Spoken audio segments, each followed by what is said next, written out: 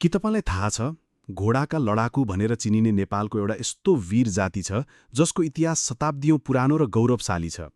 आखिर कसरी यो जाति हिमालय पार गरेर नेपालका पहाडहरूमा आफ्नो साम्राज्य फैलाउन सफल भयो? तामाङ शब्दको ऐतिहासिक अर्थ निकै रोचक छ, जहाँ तिब्बती भाषामा ताको अर्थ घोडा र माङको अर्थ लडाकु वा व्यापारी हुन्छ। इतिहासकारहरूका अनुसार 7औं शताब्दीतिर तिब्बती राजा स्रङ्गचन गम्पोको शासनकालमा सुरक्षा र सीमा रक्षाका लागि आएका यी वीर योद्धाहरू नै आजका तामाङ हुन्।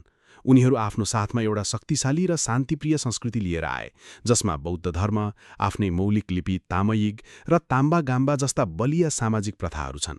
डम्फुको प्रत्येक ताल र तामाङ सेलोको प्रत्येक भाकाले उनीहरूको जीवन्त इतिहास र सङ्घर्षको कथा बोल्छ।